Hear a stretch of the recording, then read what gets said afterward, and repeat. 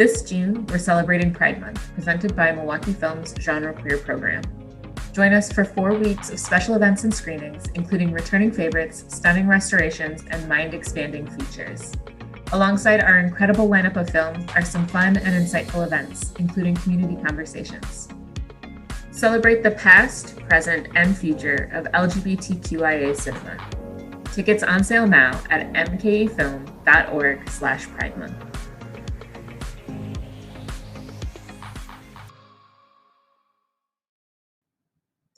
Good evening. I am Tiana Clay Mallett, Community Outreach Coordinator for Milwaukee Film. Welcome to Milwaukee Film's 2021 Pride Month programming. Thank you for joining us tonight for part 2 of our conversation about the film The New Black, directed by Yoruba Richin. The New Black explores the topic of same-sex relationships and marriages within Black communities. All throughout June, Milwaukee Film's Genre Queer program presents Pride Month with 4 weeks of screenings, conversations, and events that celebrate the past, present, and future of LGBTQIA+ cinema and community. We'd like to thank our sponsors this month, Freighter and the Medical College of Wisconsin, Kohl's, Advocate Aurora, Manpower Group, and the We Energies Foundation. You can find over 10 feature films and 1 shorts program available all month long through our virtual platform, as well as a slate of virtual events streaming live or available to watch afterwards on our YouTube and Facebook pages. For more details on Pride Month programming, access films, and event schedule, go to mkefilm.org. During our conversation tonight, don't forget to engage the chat with your questions and comments, all right? Now, let's get to it. I welcome Matthew Lewis, who will moderate the conversation this evening and introduce our panel members. Thank you so much, Tiana. Thank you. Hello, everyone. I'm so excited for this conversation. I'm excited to get started with these panelists. So panelists, as you come on, I'm going to ask you to introduce yourselves with your name, what you do, and with one word, what is the first thing that comes to your mind when you hear the word church? So my name is Matthew Lewis. I work at Public Allies Milwaukee, and when I hear the word church, I think of the word complicated. And I will go next to Najiri. Can y'all hear me okay? Cool. All right, my name is Najiri Jackson. I work at the Medical College of Wisconsin.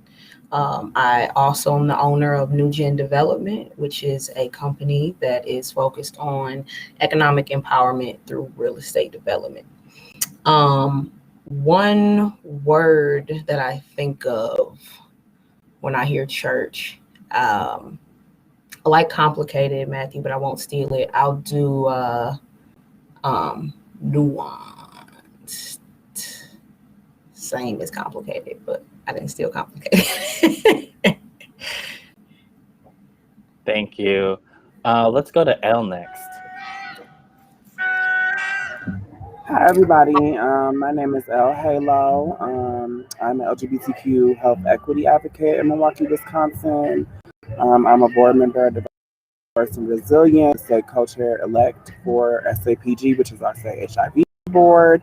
And I am the Inclusion Health Program Specialist at Planned Parenthood of Wisconsin, and lots of other things in the community. I try to stay active and engaged as much as I can. The very first thing that comes to my mind about church is nosy people. But I would definitely share like complicated and nuanced. So I'm gonna say entangle. It's a entanglement, honey. Okay. I will pass it to my very special brother Cameron. Thanks, Elle. My name is Cameron Overton. I use he, him, his pronouns, and I am the worship pastor at Zao MKE Church.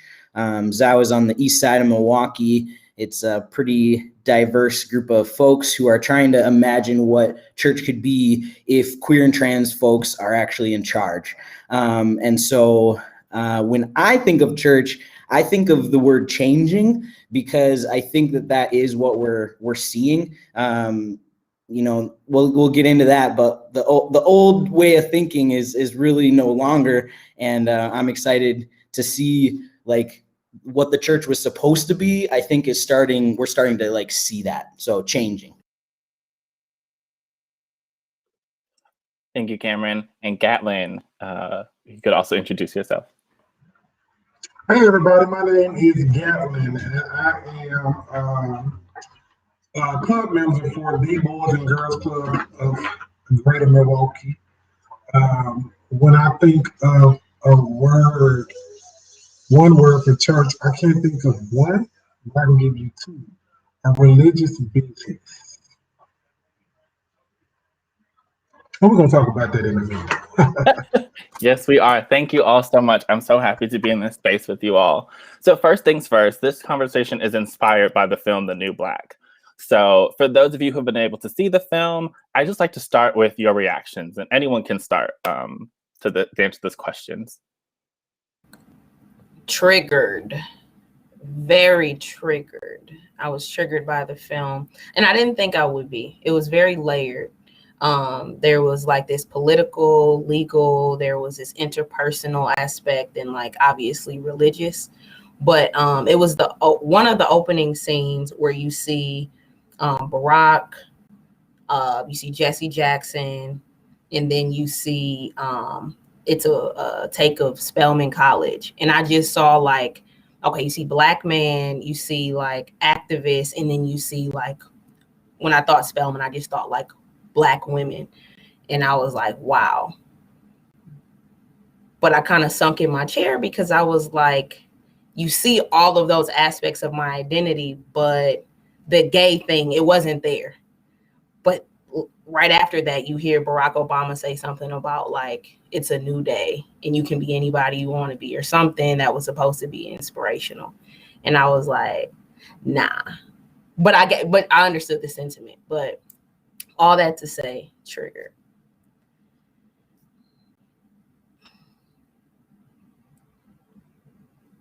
Yeah, I was gonna say, I think that like for me, it was just really real, and it made me like every step of the way. You're just like, yep, that's happened to me. Like, yep, have had that conversation, and so it was just a spectrum of emotion. Being able to resonate with some of these people who you're watching their family members have conversations about, how they don't approve of the lifestyle, and for me being like, I've had those exact conversations. I've had family members say those exact things. And as a pastor, as somebody who like is still in church, just feeling the weight of what I do and how important it is for me to be able to have this conversation about how like every single one of us are beloved children of God at exactly how we were created to be, and how that message has been just totally not given to us over time and time again, and how harmful that is. It makes me like kind of more passionate about what I do every time I watch a film that has these kind of themes. For me, I literally called Matthew when I got done watching the movie, and my real like first sentiment was just, why y'all really hate us? And not to say it like in a funny way, but I think when you've disconnected from your church home, or where you grew up in the church, and when you have begun to build your chosen family and build your life as a LGBT person, as a queer person, I think we often characterize this lifestyle as the whole world hates us, but that's not true. You know what I'm saying? Like, I find on a daily basis that people are more inclined to be accepting to me, or to just not really care about my identity, or about specifics or information that they don't need to be privy to.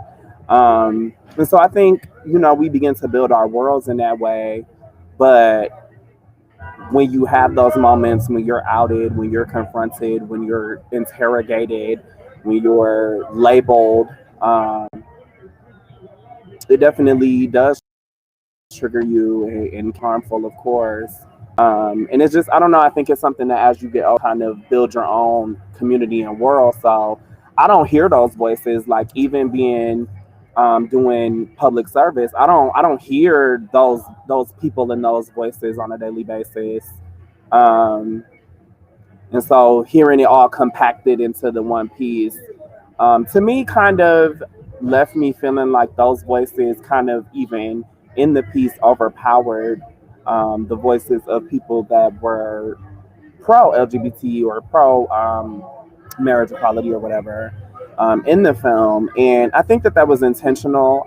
When Matthew interviewed the director, she mentioned that she wanted to depict the people that were basically bigoted or ignorant the way that they are and not try to change them. So I definitely think she accomplished that.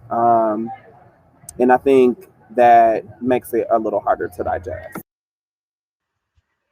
So when I watched the film, I think what got me was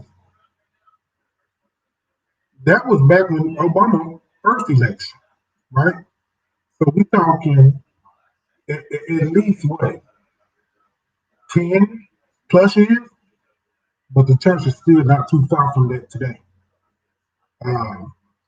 And I just was like, wow, like out of all the things that's evolving in the world, the black church just don't get it.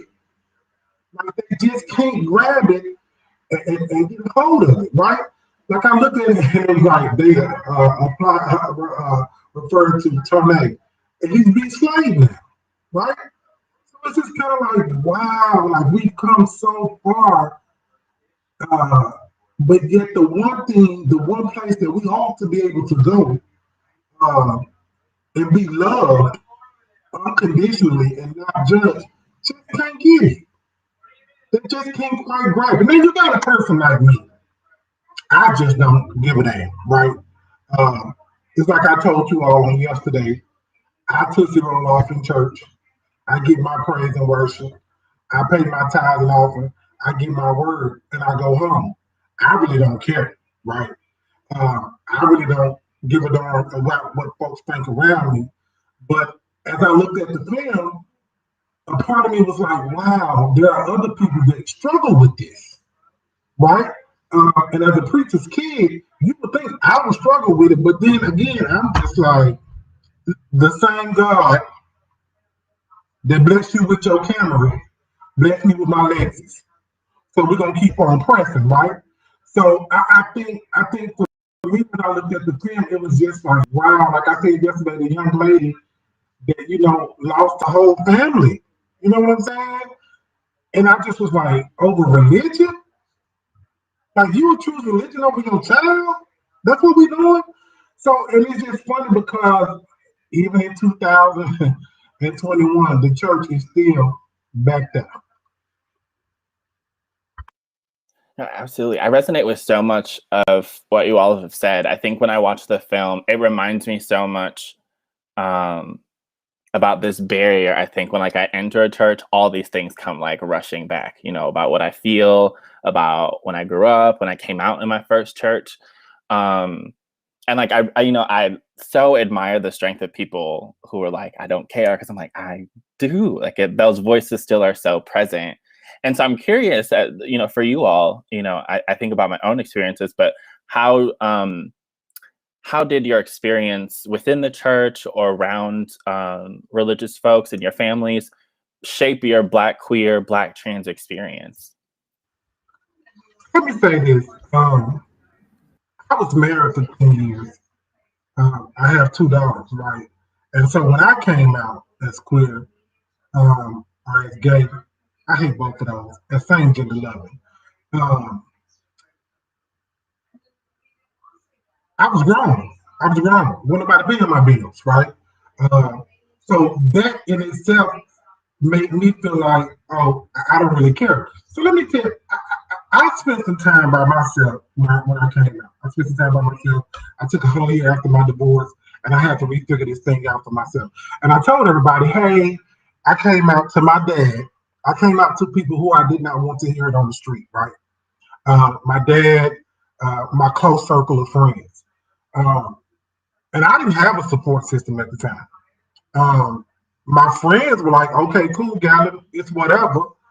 Even my oldest daughter at the time, who I think was like 9, was like, oh, daddy, as long as you're happy, right? Because at that time, I think Disney had introduced their first lesbian couple on some show, right? And those people supported me. And my dad, you grown, son, you don't live under my roof, right? And my dad's a preacher. But at the same time, my dad's my biological father, so we have that connection, right? So the church really didn't shape because again, I don't care. I go to church to get what I came to get. I don't go to church for people, right? I love the Lord, and I won't take it back. And there's nothing that anybody can change about that. I think I practice the same faith and religion as anybody else, and I pay my tithe and offering in time and money just like anybody else.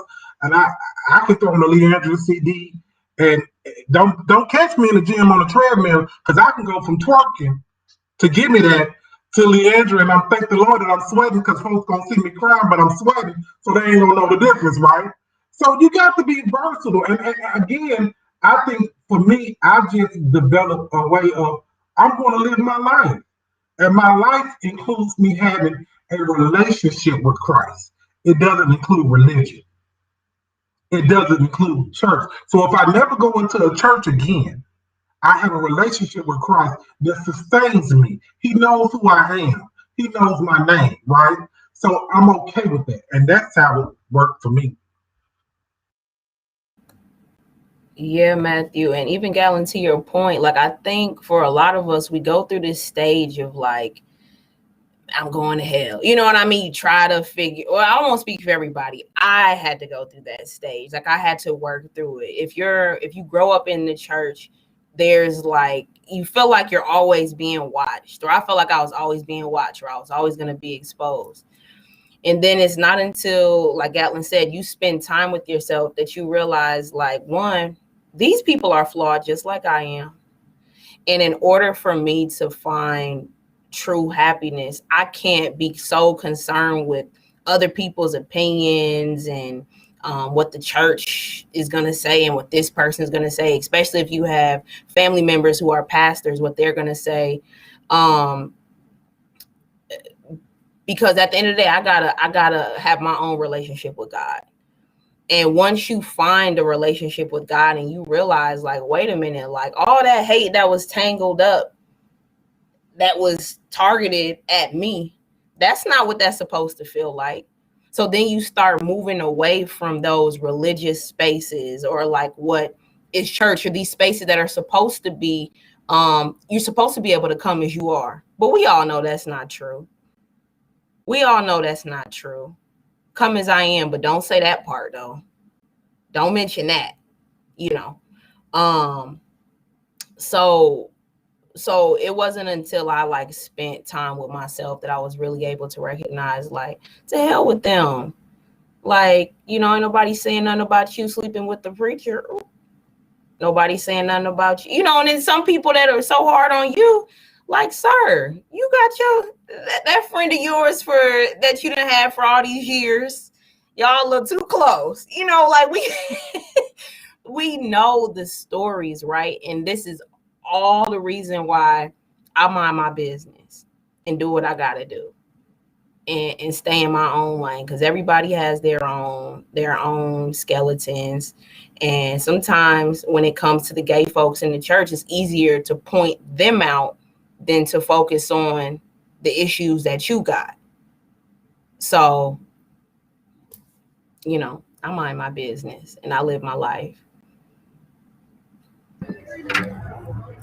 For me, I think the first thing that happens is that you realize that this isn't a space for me, that this isn't a place that I can come to, this isn't a place that I'm welcome, this isn't a place that I'm safe. And for me, those things happen young. I'm a minister, MK. I'm a minister's kid. My mom is currently an evangelist, but while I was growing up, she was, pursuing her theology to be able to become an evangelist. And so we always moved around to different churches. And just a couple of things that kind of stand out to me is that minding your business is a very Christian thing to do. Okay. That's number one. Number two, I think that when you do that to a child, when you do that to even an adult, making us a spectacle, labeling us, forcing us to adapt and adopt language that we may or may not be ready for. Like one thing I said yesterday when we were having our like planning chat was, I feel like the world makes you gay. Like, for instance, like in my particular case, I'm a trans woman. I was never what I identified as a young person. It took until I reached adulthood to realize that, and for me to transition and have a transition journey, that I always was a trans woman, regardless of how I identified, and that's how people processed and responded to me, even if they aren't aware that that's what they're doing.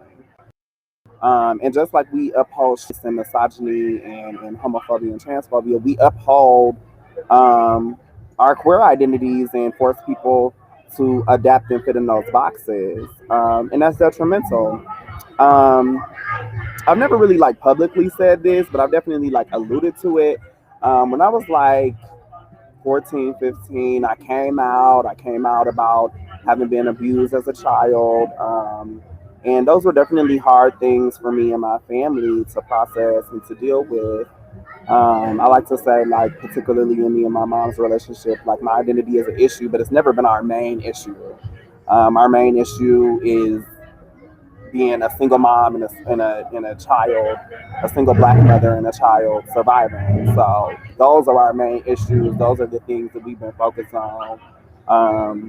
But like I can remember being told that, you know what I'm saying, that I would never be accepted around those ages, and that what our culture teaches is the future for someone like myself, that those things would not be accepted. And I was very like probably manically super suicidal. And I personally made a covenant with God, and that's when I discovered my own real direct personal relationship with God. Gatlin mentioned yesterday that I think we participate in church and in our religious practice as a routine. And I really agree with that. And so it took up until when I was like 14. Like before that, it was just I'm growing up, I'm singing in the choir, I'm singing, or I'm doing this, or I'm just with my mom, or you know what I'm saying? This is just what we do. This is what you do on Sunday. This is what you do on Wednesday for Bible study. And so it took until that depression period for me to kind of, again, discover my personal relationship with God, but it also helped me to find my resolve. And another thing that Gatlin said is like, F them people. Like, I'm going to use bleep. I really want to say the word. I don't know if we could cuss for real, but I'm not, because we talk about the Lord right now. But the Lord knows me. I do. He knows what I was going to do, how I was going to become, who I was going to become. And he loved me just the same. And he saved me at that age. And, you know what I mean? And that covenant that I made with God was that if I didn't hurt myself or purposefully hurt myself, that he would bring me through that time period. And that's something that I've held on to my whole life. And I just really think that we have to decolonize what church is. Church is not Christianity, and it's also not Jesus and Jesus' way and how Jesus lived his life and his personal life. It's adapted by Roman Catholic people, by European people, and given to us during slavery as Black people. So, and colonization. So it's something that we definitely have to decolonize, and we have to just take back those things for ourselves. And I don't think that the way that we would handle our queer people in Jesus's age is the way that we handle them now. And everyone needs to be welcome in the church and be able to worship and have that community, because it's needed, and we do need that. I'd like to jump in real quick, Cameron, to kind of pass the ball to you along these lines, but also just because I really love how you opened in your introduction about Zao, being this radically different type of church, and also just observing the way you all were active last year, at the height of a lot of the political uprising. What is the role of the church in our community, or what should be the role of the church in our community? Yeah, I think that is something that I think about pretty much every day, because for me, Zao is rooted in three things. So we're Jesus rooted, justice centered, and radically inclusive. And we say those things in that order because without Jesus, and we're looking to the brown skin revolutionary Jesus of the Bible, which I think a lot of people forget and just totally don't think of. We think of like white surfer Jesus or precious moments Jesus, but we're talking about a brown skin revolutionary who was marching into places and saying, you are harming my people and you will stop, and I'm bringing a new way on this earth. And that didn't go well, because what that meant was then power, he was challenging the power systems, and therefore people wanted to kill him, and they did, right? But that message, I think, is what has been, what Elle just said, that's been colonized by white supremacy. And that message is dangerous. So for me, the message of the gospel, the message of liberation, is dangerous to the systems of power. And right now we're talking about white supremacy, because I think that, as we saw in this film, white supremacy made it so that they were going to go into the black church and scare up everybody about the gays, right?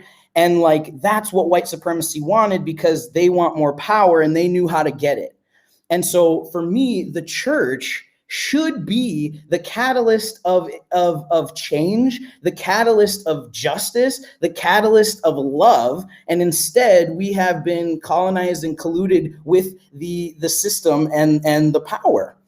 And so, I think that I have total respect for everything that was just said about, like, I'm out of here. I know Jesus to be my Jesus. I get that. I did that for so many years, because I was like, I can't find a space to be fully myself. And then I started to say, wait a second, this is my Jesus. And I know that there are people out there who desire the same thing as me. And I believe that God made us to be people to find connection with one another. And so where else should I do that but the church? And also, how do we do church then differently, that isn't colluding with the system, but instead being catalyst to that change? And so I think for me, like, I went to a bunch of churches that like tolerated me. I then moved to churches that were like, okay, fine, we accept you, but there are people here who probably also just like disagree with your whole life. So some of us think that you're good and going to heaven. Some of us think you're going to hell. And at some point I got sick of that, because I knew that the God of creation created me exactly to be my queer and trans AF self, right? And so I, with my partners, started Zao, right, to say, like, no longer are you tolerated. You are celebrated for exactly who you are. And you actually don't have to leave things at the door. We mean that when we say that. And part of what we do then, because we are celebrated and because we are fully loved, we are fully known. And when you're fully known, you get to like know God more, you get to know yourself more, you get to know others more. And then when you know yourself, you go out and you make some changes in this world. And so for me, that is what church should be. And I hope that that's what we continue to try to do. I know that it's hard and we're flawed too. And I'll never say that I'm perfect, but like, I think that what we've decided here at Zao to be Jesus rooted, justice centered, and radically inclusive. That radical inclusion, by the way, isn't just like everybody's like loved and accepted. We're actually saying that to be radical means to hold up the most marginalized. And when the most marginalized is free, that means that everybody else is free too, right? So I think that that's the real gospel. That's the conversation that we as a big C church should be having. But instead, we're colluding with the powers because of fear, and it's a big shame. Let me speak to Mr. Overton. Man, praise God. One day I'll come by and sit on the back pew at your church and pay my tithes and offering and get a word and go home. Listen, churches are ministries, right? And a ministry not willing to minister to everybody is not a ministry at all. Okay? Let me say that. Second of all, the issue is you have black churches. And I'm gonna just give you an example for myself. I'm not from Milwaukee, right? Now my partner belongs to a church, and I like the church. It's traditional. They hold too long. And I can't, you got an hour and 15 minutes with me, baby. And you gonna talk like Charlie Brown mama. Teacher, one walk, right? So they hold too long. And I go with them occasionally on first Sundays because I want to take my sacrament so I can be safe for the month. But I was looking at churches here and I visited a few churches. And I went to a church and I was ready to join. The choir was on point. Everything was great. I went by myself that Sunday. I was going to walk the aisle. I was going to join. Pastor got up and he was preaching a good word. And all of a sudden, in a split second, and out of nowhere, had nothing to do at all with his sermon, he went on a whole homophobic rant. And I said to myself, I know, with all of my education, I know some of y'all educated, and I looked around and I said to myself, I know he lying. Not his whole tenor section just left LaCage last night. His whole tenor section just left LaCage. And you gonna go on a homophobic rant? Sir, your director was getting it in at LaCage last night. This boy got on a whole pair of purple skin-tight pants and a floral blazer. He not dressed like a deacon. I know you lying, right? So I'm sitting there and I'm like, he goes off on this rant, and I'm telling myself, oh, you don't have an issue with that because the choir just made the whole church go up before you took the pulpit.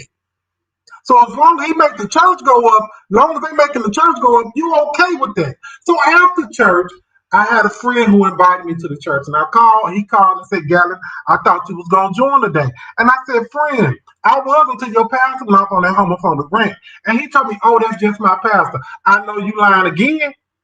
Because what we not finna do is, you're not fit to get in the pulpit. See, what's supposed to happen is, as a preacher's kid, I know, you're supposed to preach and let the word convict. You're not supposed to add your lines in and go off on how you feel to convict people. That's not how it's supposed to work. I love my church in New Orleans, the city of love, where Bishop Lester Love and Pastor Fran Love, because he preached to the good in you until the bad in you had no other choice but to change. But the issue with that is you must realize who I am is not bad in me.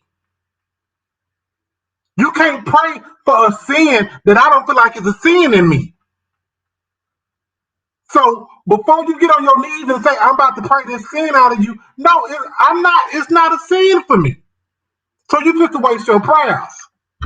I promise you it's not getting past the roof. You see what I'm saying? So the black church has a real issue with acceptance. They have a real issue with understanding. And I know the book saying all our things get understanding first. So that's the issue that lies in black churches. Like, you're not fit to sit up here and take the pulpit and preach and talk about me. You want me to sing in your choir and serve and give you my tithes and offering? And you gonna bash me? Oh, that's just my pastor. I know you lying. I can't say what I really want to say because that F word is bad. But I know you lying. So if you're not willing to minister and be a whole ministry to everybody, you're not a ministry at all. You are a religious business. And that don't work. I'm 41 years old, And I never once in all of my years heard my dad preach against anything about anybody from the pulpit. It's like I tell people all the time, I'll march for peace, but I ain't marching against violence, because the very thing that you march against is what's going to come up against you. But I march for peace all day long. You got to know how to speak life into people to make them better. But you must realize who I am is not bad. So you can't speak into me and make that better, because I'm already the best, because he made me that way, huh? I need to get you. I wish I had a little towel. I got his tissue. I don't have Okay, anything look, to say. okay, he said that's how I knew he was about to drop one. I heard it right. I got my water. Wait a minute. I do want to, I'm enjoying this so much. I want to encourage our audience members who are watching that you're totally welcome to submit questions as well to be a part of this discussion. Along these lines, I think we've talked a lot about, especially like from the film and in our own experiences, people who use the pulpit as a place of fear, as a place of hate. And I agree with you, Gatlin, from what you said earlier. Like a lot of those things have remained consistent. I'm thinking of the Kim Burrell situation from not too long ago. Najiri, I'd like to start with you. Like, what is your reaction? This is going to be a two-part question. The first part is like, what is your reaction to these people? You know, like, how are you responding? How are you protecting yourself when people are saying these things? Ooh. Oh. You know, it's hard when you don't care. It's really hard when you don't care. Because if it's not spoken directly to me, I'm not in community with these people. And that's what's really been the disconnect. I think when I'm not in community with people, everything that you say, baby, that's for you. You go talk to God, write it in your prayer book. It has nothing to do with me. But when it is addressed to me, I often just respond with like, why? Go find it in the Bible. Tell me where, let's pull it up. Where is the scripture?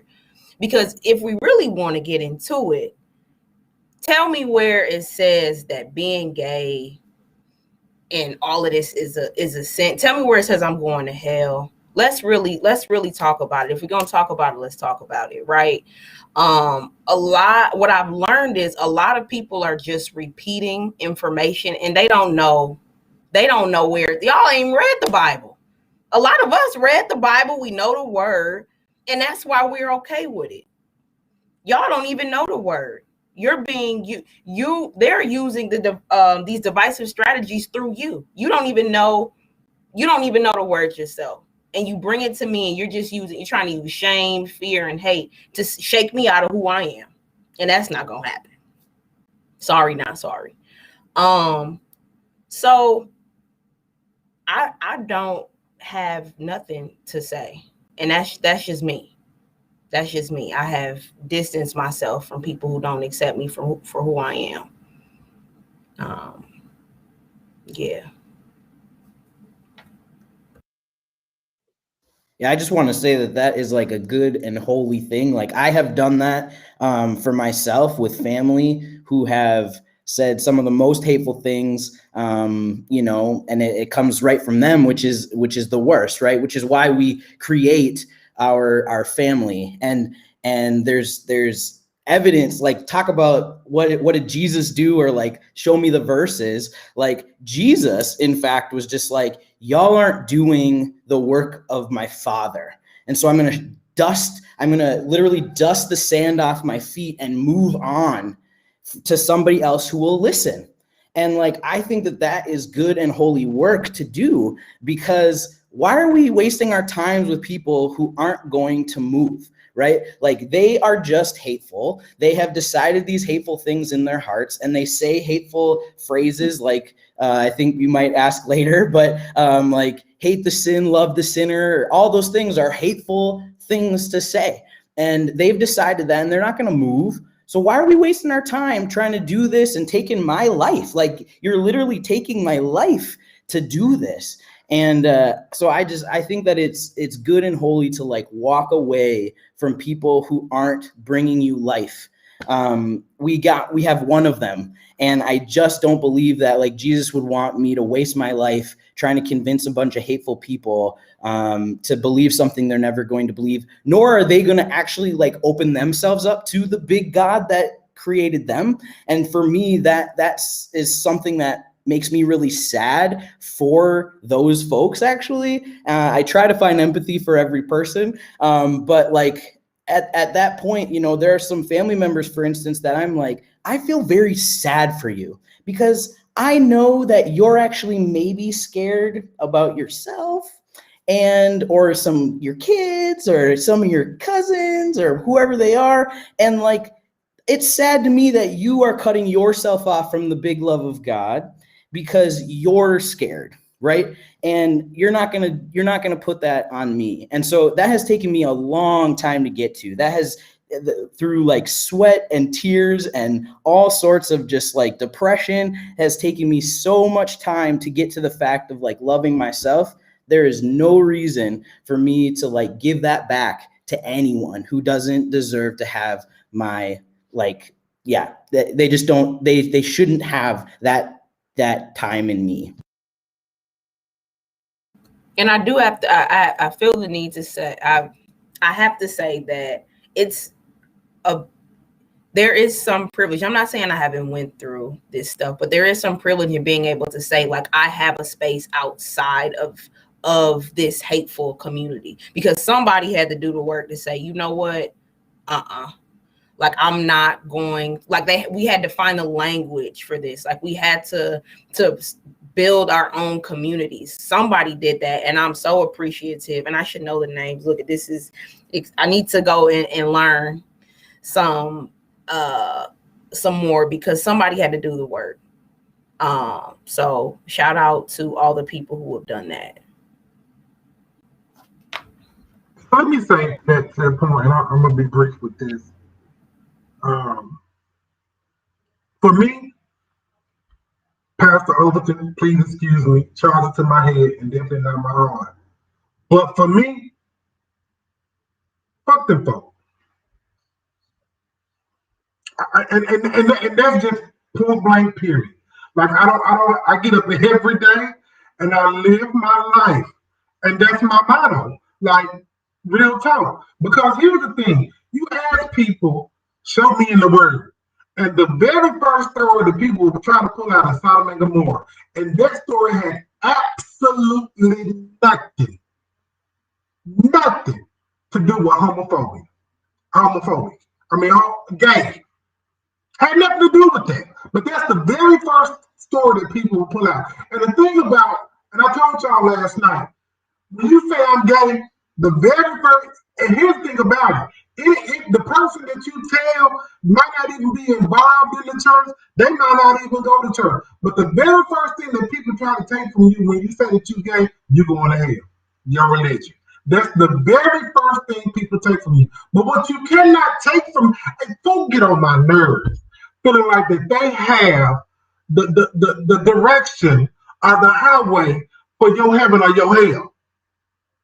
And baby, you don't hold that in your hand. I know my relationship.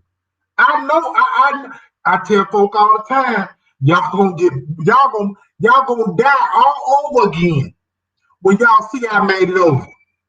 I made it over. And y'all gonna, Lord, take me again and bring me back, because this can't be real. But you got to learn, and I preach it all the time. Let folk live. Let people just live their life. We ain't out here bothering nobody. I promise you, who I am and my faith ain't bothering nobody. I tell folk all the time, as an educator, as long as you ain't got no children locked up in your basement, because I'm a mandated reporter, I do not care what you do when you close your doors in your house and who you do it with. See, here's the thing about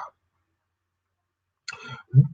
Gays, we have to just go with the flow and accept everything, right? We have to be the bigger person all the time, right? Because we cannot not be the bigger person. I'll cuss you out in church and then go right down to the altar and pray. Father, she was trying it and they had to get it on Sunday. Okay? You don't have to agree with or accept something to support somebody, to love somebody. You don't. I don't agree with the pastor sleeping with the choir member, but I support First Lady being married to him because that's what she chose to do. I don't agree with the drummer getting the lead solo is pregnant and we not finding out until the baby is born, but that don't mean I ain't gonna buy no pampers for the baby shower, right? So I don't understand why the church just cannot grab a hold of love unconditionally like Jesus did. Jesus kicked it with sinners. No, he didn't go to the club with them. No, he didn't go around to the whole house and the crack house with them, but he kicked it with sinners because he saved them. Them was his people. He didn't need the people that was already doing right.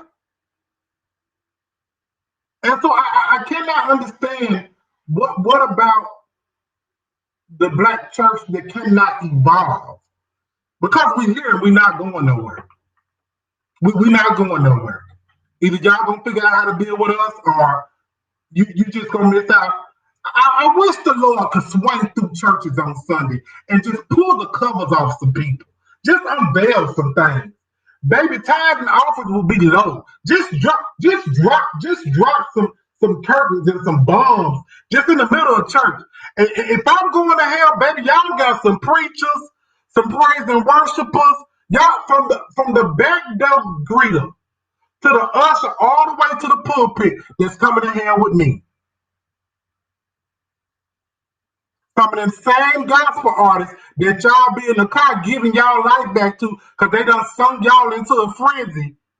Be all up and through our DMs, huh? Baby, I got enough text messages and pictures to ruin some families. And I'm keeping them. My partner know about them. Y'all gonna learn to keep your mouth off folk and let folk live. And it's just as simple as that.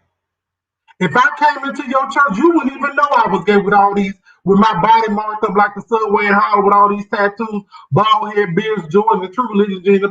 You wouldn't even know. And before you know that, I'd have been looked at your wife before I looked at your husband anyway. So you definitely wouldn't even know it. See? Y'all gonna learn to live folk alone. Because I can take your husband and your man. And then you got a whole issue. Let folks live. Leave folks alone. Love them with the Jesus inside of you.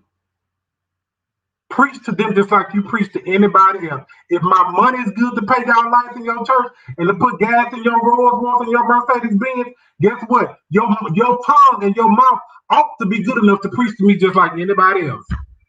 And not try to convict me with your words. I'm gonna go ahead and let y'all. I'm gonna go. I'm gonna slide in. I'm gonna slide in with this hot tea with my brother Gatlin. And just the first thing that came to my mind is the sinner, not the sin, like Pastor Cameron said, and we had a very specific experience with the sinner, not the sin. Me and Matthew did, okay. At somebody conference here in Milwaukee, honey. But it resulted in a result, honey, okay? But I really echo that. I really specifically have this memory. One time me and my mom was at a church conference. I don't know if she's watching this. She might be upset about some of this that I'm going to say, but this is when I knew that just because you had a title in the church, that you was not necessarily even a Christian, okay? I'm again around 12, 13, 14. Hey, baby. I'll come back over there in a minute. Sorry. Sorry, y'all. But, my neighbors. But, But when I was like around those ages, we went to like this church conference. I was probably like a little younger than like 14 or so. So maybe like 11, 12-ish type of age. But we went to a church conference and we was having a beautiful, nice, warm family trip. Everybody was cool. Everybody was happy. Everything was fine. And we all had prayer one day in one of the hotel rooms, like like our room, I think, with like my mom and her like pastor preacher friends and like my aunts and stuff. And this pastor man person was preaching, and he like proceeded to be holding me down. Y'all ever seen like the I can't think of what movie it is, but when they're like faking in the like it's like in the backwoods, like the juke joint kind of like in the old South, and they would be like scamming the people using Jesus, like using ministry to literally scam the people. You know what I mean? But like the church people is really awesome con artist people, and then the outside people is, you know what I'm saying, is people of faith. You know what I'm saying, that are coming there thinking that they getting something that they're not necessarily getting, like getting healed or getting etc. But the man, he like proceeded to haul me down like I was getting baptized in the middle of this group prayer that wasn't about me. That's something that I experienced like many times in many church spaces, is again people saying those things that we constantly hear that are negative towards us in the church, but also like being put an action behind it, like I'm going to expel the demon of gayness out of you right now because I'm a gay demon expeller. You know what I mean? And like we also alluded to, like even with a theology degree, even with your personal experience, even with studying the Bible and studying the Word, that don't make you no Rhodes Scholar, baby. That don't make you no professor theologian. You know what I'm saying? And so I think, you know, we have to learn to take our leaders, just like we learning with accountability culture in our like social movement, right? Like we have to learn to take those leaders with a grain of salt, take them for what they are. I mean what they're good for. And you know what I mean, and not necessarily taking or feeding ourselves with the things that are bad for us from them. But again, that was something that I realized young. I also had an experience when I was in the eighth grade. It was something that I never even talked about until I was like well into adulthood. I actually like saw a person from the experience, and it triggered me into like even opening this chapter back up. But I had an experience when I was in eighth grade. I went to this school that ended up getting closed down or whatever, a black-owned school, and it went all the way up from preschool, pre-K to high school, and like half the people was like preacher people. And so, but basically, child, they were stealing the money from the school. That's not the point, but it's also to the point of taking these people with a grain of salt, and that they're not perfect, that they are not without fault. And so, anyway, I had been experiencing a lot of harassment. Like I said, I was in eighth grade, but it went all the way up to high school. So towards the end, when the school was like breaking down, they started like separating us by gender, which is something that I recommend to parents, especially parents of young children, that you don't do. Like the stuff starts at such an early age, like the harassment, the bullying, even assault. Like me as a person that was going to grow up to become a trans woman, being put with groups of my birth gender put me at risk of assault and harassment throughout my entire life. And so anyway, all the boys was harassed. All the boys, child, they liked me, child. They was doing inappropriate stuff, and treating a girl and doing inappropriate things, like not even like the ways that they would harass other people that they thought was bad, right? And so anyway, so basically I'm about to be left in this room with the eighth grade boys and the high schoolers, and I'm like, don't leave me in here. They gonna do something to me. To this man who was one of the high school teachers, and he was a pastor.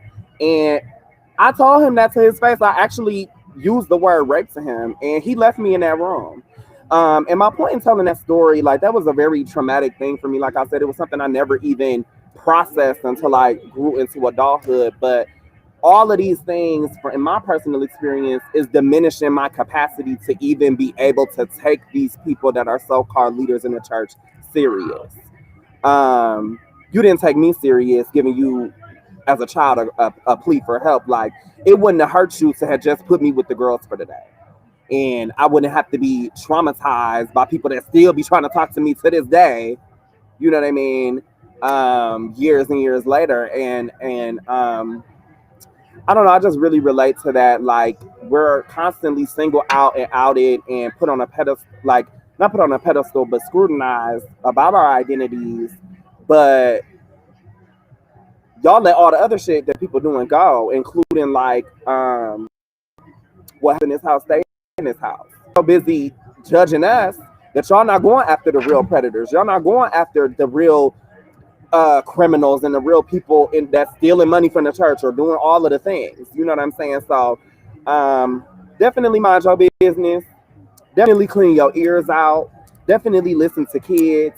And at what point, sis,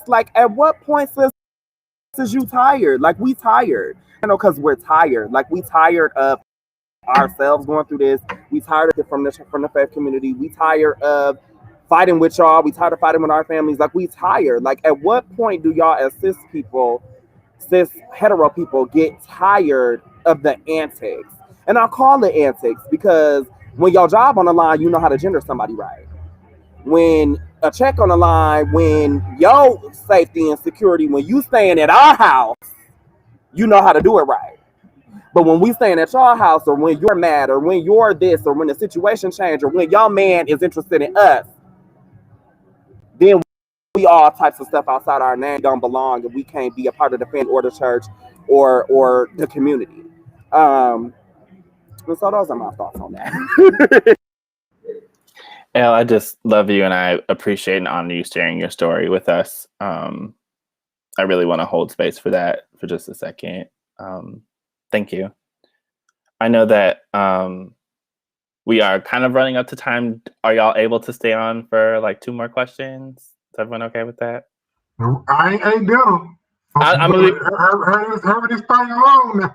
No, I'm gonna take it where I ain't gonna hold you long. But I do have 2 questions because Elle,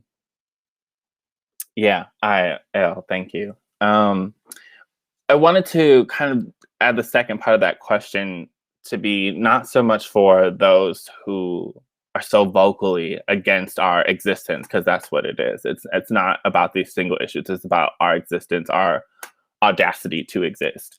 But we do have sibs and family and community who hold on to these spaces. And I know that my partner and I talk about it a lot because there's this need to still be connected to Blackness. And so often the church is as a pertinent space of Blackness within our community. So I just, we've, Gatlin, you've kind of alluded to it before, but like, what do you say to those who like are still, are belonging to these sometimes really harmful church spaces? How are we to support them? How do we hold those members of our community, hold space for them?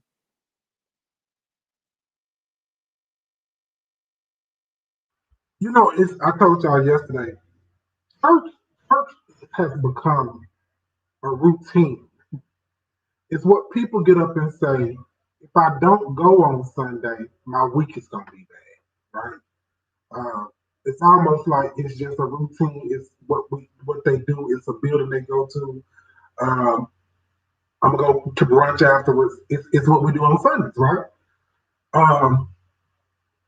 But again, I think, my focus is, and I tell people, because I get the question all the time, how was your pre-K? I go to a gospel concert before I go to a hip hop concert. I love gospel music. Najiri Jackson is my favorite. John P. Key, all of that. Like I love gospel music. But I think we have to get people to realize that it's about the relationship with Christ. It's not so much about the need to be a part of the church, right? Because I'm not going anywhere that's gonna hurt me. I'm not going anywhere. I'm not wasting any time with nobody that's gonna hurt me. I'm not supporting anybody that's going to happen. So I think, it's 2021. There are churches like Brother Cameron's church that are opening. There are a lot of churches that are, that accept LGBTQ now, and I think you got to find your space. You got to find your niche. And that's just that. Like, and you have to encourage people. Don't let people mistreat you. Don't let people, because people will kill you with their words if they can. And they will walk away not knowing how it left you, not knowing what you're going to do when you get home to your life or with your life. And you have to encourage people, you're better than that. You're better than that. And so, and I think that's the space that we have to be in. And we also, in some shape, form, or fashion, those like Brother Cameron, those like myself, those like Miss Jackson, we have to be witnesses of our experiences to help others, right? That's all I got with that. And if I could add too, I think we really have to, as Black LGBTQ folk who want to have a relationship with God, like we have to explore our relationship with shame. I brought that up yesterday. And like what that is doing for us now, but what that has done to us in our journey. Because I think it's played a part in our lives in so many different ways. I'm still unpacking it, right? Shame and like this need to like be accepted. And I know that that's hard because everybody wants to be accepted in a way, but like being accepted by family. And what would it look like to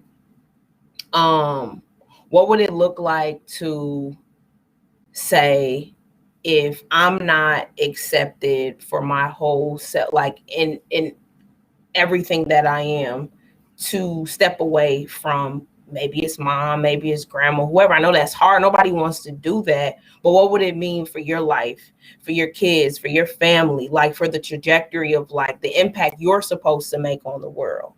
I think we get caught up in like our own head, and it makes sense.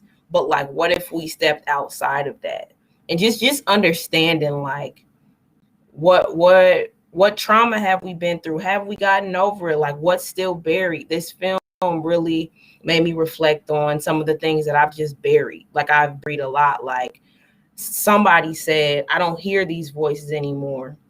Like in my space, I don't hear these voices anymore in my space. That's because I ran away from it. I didn't want to have to hear that because it's something that it does from there. People that I love the most that had a hold on who I was as a person was saying stuff like that. People that I wanted to be a part of my life, they were saying stuff like that. They still have these beliefs. Had I still tried to convince them that I'm a whole person and you can love me for everything that I am, I wouldn't be who I am today. I wouldn't have met the people that I met. You know, like I do believe that we have to stand in who we are.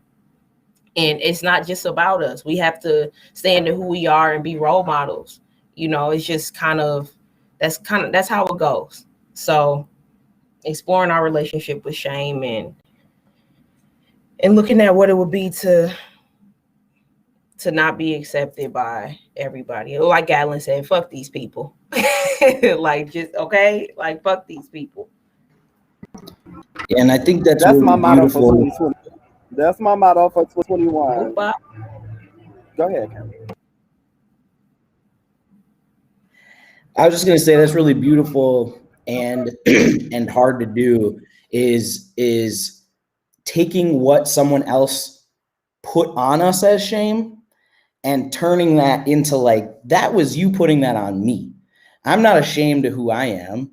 And I think that's the thing where I hope that our conversation can expand to saying like, there are things that people do wrong, right? So like, call those things out, hold that accountable.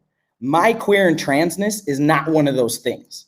And so, like, you know, if we're talking about all the bad things, I have those things, you know, but my queerness and transness is not that. And so, yeah, I hope that conversation can get away from like that whole love the sinner, hate the sin thing. I just really want to crush it with everything I have, because that is just gaslighting to say like, oh, because I've literally had people say like, well, I love my like drunk, you know, cousin or whatever. And so I guess I'll love you too. Like, I'm like, wait a second, these, you know, no. So I echo the fact that I think we have to find spaces that love us, that are with us, that are for us. And when we don't have those spaces and you're in that space and you're entering into something that you know is not good, there's a better thing out there. And that's why at the beginning, I think that the world is changing, that this conversation is changing. More and more people are willing to have it. More and more people are saying, you're right, I was wrong. And it's changing. So let's stop living in the dead old stuff and let us like start changing with it. And some of those things that we're seeing within the Black church, that we're seeing within church just in general, and colluding with the power to maintain power, that is something that we need to talk about as to why we're doing that. Why is your pastor driving a whatever kind of car you just said when there are Black trans women dying, right? That is an actual message of liberation that Jesus was fighting against, and I can take you to the Bible for that. And so like when we're colluding with the systems, when we're trying to make money, when we're colluding with capitalism, we're doing all of these things, we are no longer the church. And so if you're going to churches like that, you have to start asking the questions, why? Because there are better ones out there, and there are better communities out there. Mine is not for everyone, but I know that there's others out there. And so like find that community. They're there. They want to love you, and you don't have to sit in places that are placing you in shame. And so I really, that was beautiful the way that you said that, and I just echo that so much. Thank you all. This is my last question. I have to say this is kind of like church for me, just being in space with y'all, just discussing this and uplifting this. I'm sorry. Huh? Oh, go ahead. I wanted to go on your last question, Matthew. I'm sorry to interrupt you. I think when you're weaponizing the word against someone or something that isn't the devil or Satan or an imp, I think that's unchristian. I think you not seeing your child's pain. I think you not being able to see your congregate members' pain with your mortal actions. God ain't come in town telling you to say all that or to give all that or to do all that or to be messy even outside the church. God ain't telling you to do that. And so I think those things are unchristian. And again, like Gatlin said, and like we all kind of established, like the we find in the church until while we making the church go up. That's colonized, capitalistic, Euro white centric type of way of being and thinking and processing and dealing with our Black and brown melanated indigenous people. Like that you just are willing to take. Like it's just like white people taking our music or taking from the culture in that way, gentrifying things in the culture or even in our landscape. And we have to definitely like address that and unlearn that. But I think that the people that are Black and queer, that are in unhospitable church situations and that are faithful to those congregations, like sometimes people dedicate their lives to that. And so just like a marriage or just like an entanglement, honey, it ain't necessarily as easy to walk away from or as Black and white to walk away from as they don't accept me. I already knew that. Like they never have. You know what I'm saying? So I think that, we have to leave room for them to be honored and respected in our conversation, whole thing. But like Cameron, you're not growing. You did. You know what I'm saying? We supposed to constantly be growing. We supposed to constantly be developing. And that's the same thing for what the Black church needs to be from once we've taken it, since we took it back from white people, or since we, you know what I mean, even in slavery time, was taking it back with spirituals and with ministering to ourselves and using it and using the word as partially maps to the Underground Railroad and stuff. Like, we have already, like Najiri said, like, those foundations and those people did do those things and do that work. And so we definitely still have to, like, leave room to honor them, but to them, call this a challenge. Like, don't just sit in that. We need to see our leadership boards and our church leadership and faculty and staff be diversified, and more than just our choir directors and our praise and worship teams. And so those are the things that I feel like we need to do in regards to changing the way the church is. But go through the same thing, but ain't no point of you going through it alone. You know what I'm saying? Like, if you are in that situation, you can find that one person, even inside that church family. You might not want to because they might be messy, but you know what I'm saying? You can find that one person that you can confide in, or that you can relate to, or just be honest with, and just have yo, you know what I'm saying, yo praise and worship within that bond. You know what I'm saying? And just don't go through it alone, and don't just sit in it. Like, if you know that shit ain't right, do something about it. Like, do something about it. Like, stand up. Like, tell them people, I'm here. I've been a congregation member for 20 years, for 15 years, 5 years. I'm not going nowhere. This is it. Y'all stuck with me, and y'all gonna have to start changing some stuff for the new people that we're trying to reach. Because like Gatlin said, we don't need the people that's raised in the church. That's not what ministering or bringing people to the Lord is about. It's about reaching the sex worker, like Jesus did with Mary Magdalene. It's about reaching the leper. It's about reaching the person that is most marginalized. And so that's it. Thank you, Matthew. Thank you. I see the doors are open. The doors of the church are open. Please come in. I want to thank you all. I feel like that is the perfect note for us to stop on. I am so grateful to have shared and been in this conversation with you all. I want those our audience listening to know that, you know, we had a lot of questions that we wanted to get through, and a lot more conversation that we even dived into yesterday as a group. This is not a one-time conversation. These are conversations that will have to continue outside of just this digital panel. So that's my challenge to those who are not, you know, within the LGBTQ plus community, that it is not just our lift to make these spaces and this environment more suitable for us to thrive in. Because as Elle said earlier, we are tired. So I am so grateful to you all. And should all hearts be aligned, I think we will go ahead and say good night. The New Black is available to watch all Pride Month, along with all the other films for genre queer programming. Thank you all. Thank you.